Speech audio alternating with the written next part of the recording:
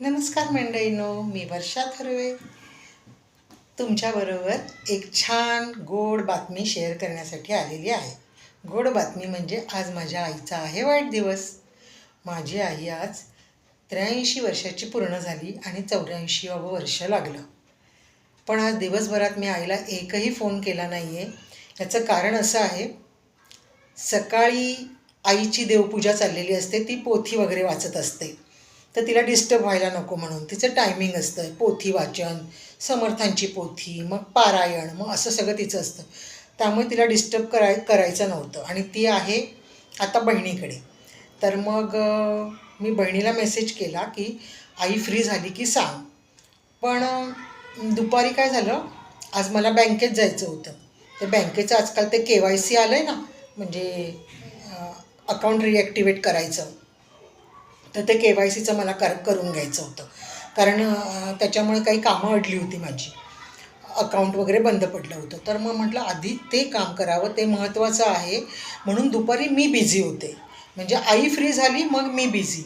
मग मी बँकेत गेले. तर बँकेत मी गेले 11:30 वाजता घरातून निघाले. माझी बँक जवळजवळ माझ्या घरापासून 1 तास लांब, म्हणजे मेन ब्रँच.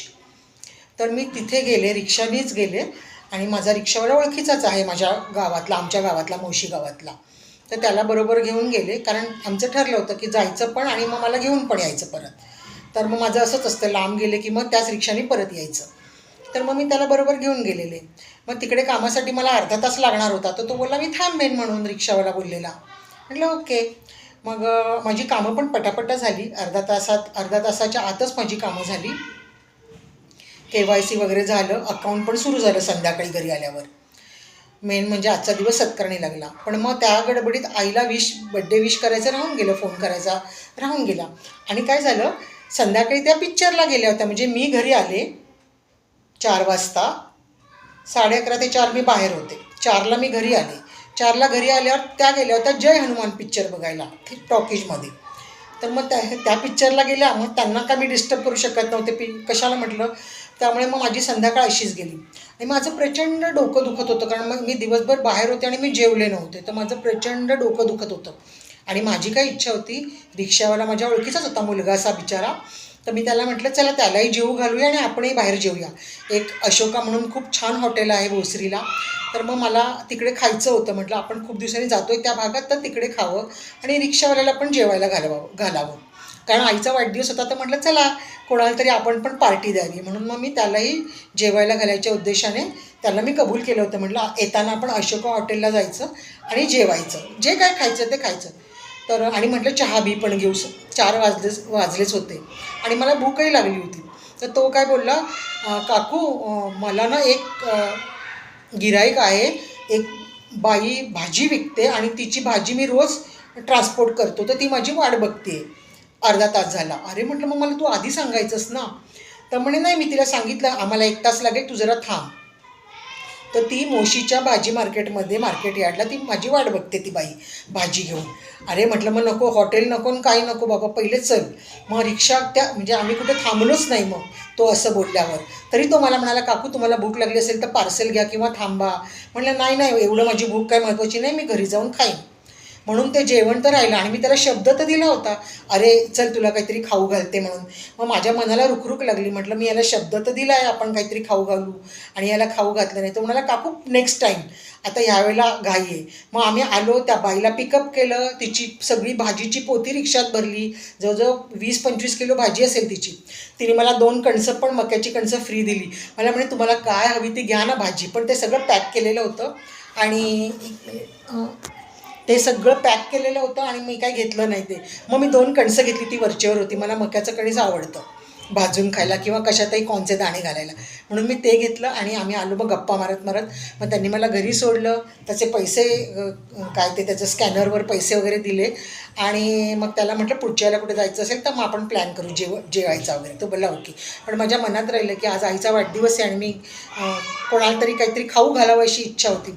घरी आले तर माझं प्रचंड डोकं दुखत होतं. 4 वाजलेच होते आणि मी काय संध्याकाळी चहा वगैरे घेत नाही. पण मग मी म्हणजे थोडंसं आवरलं, फ्रेश झाले. मग माझी बाई आली कामवाली, तिचं काम वगैरे होईपर्यंत गप्पा मारल्या. तर मला वाटलं थांब आता डोकं दुखत असलं तरी आपण एवढं लक्ष देत नाही. मग दिवाबत्ती केली, 7 वाजले. मग थोड्या वेळ आधी मोबाईलवर बसले, काय काय दिवसभराचे मेसेज, व्हॉट्सॲप, यूट्यूब वगैरे सगळ्यांचं कमेंट बिमेंट माझे करून झाले. म्हटलं माझं आवडीचा कार्यक्रम तो, सगळ्यांना कमेंट करायचे, सगळ्यांना रिप्लाय करायचे वगैरे वगैरे. ते सगळं झालं. संध्याकाळी 7 वाजता दिवाबत्ती केली, दिवा लावला, सगळं झालं.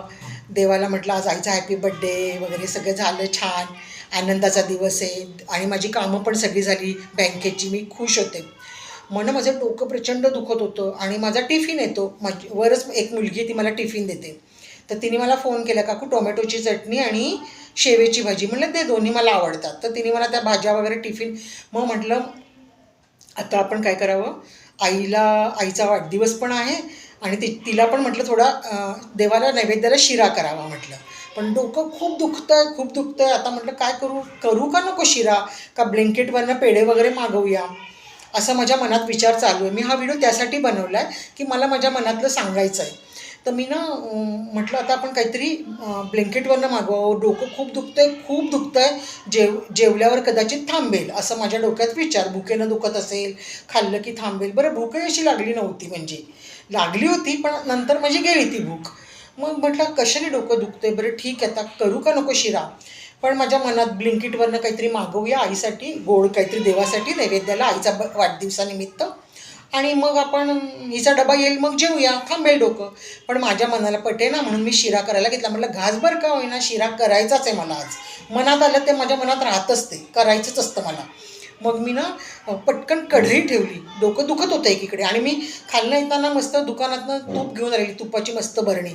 ती फोडली मस्त आणि तूप हे करून आता शिरा करायचा. म्हटलं बघितलं आता एवढाच रवा होता. मग थोडं गव्हाचं पीठ आणि रवा मिक्स शिरा केला.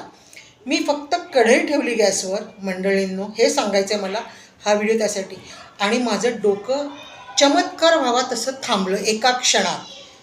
आणि माझ्या ते लक्षात आलं. मी म्हटलं डोकं थांबलं. अशी कढई रिकामी धुतली मी आणि गॅसवर ठेवली की आता तूप टाकायचं तापली की. गॅसवर ठेवली आणि तुपाची बरणी हातात घेतली आणि माझं डोकं चमत्कार झाल्यासारखं थांबलं.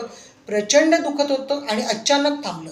म्हणजे हा चमत्कार कसा म्हणावा की आपण आपल्या आईसाठी मनापासून काही करायला घेतलं की देव पण आपली कशी मदत करतो. आणि एखादा चमत्कार, हा छोटा चमत्कार वाटत असेल तुम्हाला, पण माझं डोकं इतकं दुखत होतं की मला भीती वाटत होती की मला आता काय त्रास होतो आहे का.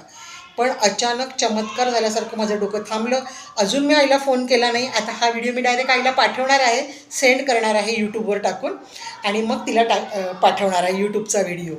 आणि आज माझ्या आईचा हॅपी बर्थडे. तुम्ही पण सगळ्यांनी माझ्या आईला भरपूर शुभेच्छा आणि आशीर्वाद द्या.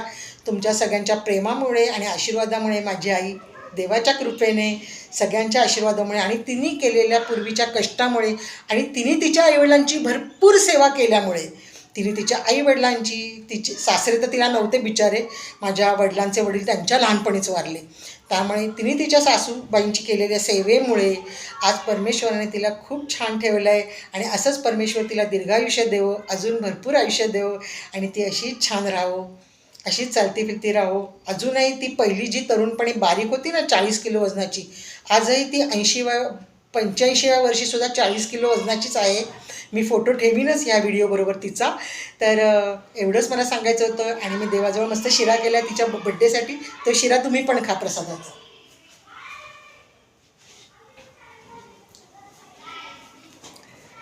तर हा माझ्या आईच्या बड्डेचा वाढदिवसाचा आहे गोड गोड शिरा. खूप छान झाला आहे. मग हां, मी ते सांगायचंच राहिलं. मग ती डबा घेऊन आली वरनं माझी रोहिणी. तर ती डबा घेऊन आली. मग तिला मी मस्त डबाभर शिरा दिला. मी नैवेद्य दाखवतच होते, ती टिफिन आणला तिने तेव्हा. माझं समाधान इथे झालं मेन, की मला कुणाला तरी काहीतरी गोड खाऊ घालायचं होतं आईच्या वाढदिवसानिमित्त. आणि ती इच्छा पण देवाने माझी पूर्ण केली. आणि रोहिणी मला मुख्य म्हणजे काय म्हणाली, तिला वास आला छान, सुगंध आल्या.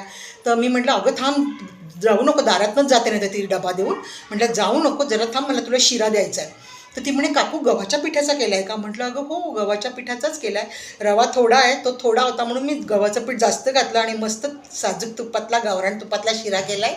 तू खा नक्की गरम गरम. तर ते पण आता गरम गरम तिला डब्यात भरून दिला, कारण कालचे जे डबे असतात ते तिला मी आज घासून देते ना, मग ती परत उद्या मला त्याच डब्यात आणून देते टिफिन. तर असा तिचा मस्त टिफिन असतो. खूप छान टिफिन आणून देते. आता मी जेवणार आहे आणि शिरा पण खाणार आहे देवाचा नैवेद्याचा. तर शिरा खूप छान झाला आहे. Okay bye. जय सद्गुरू.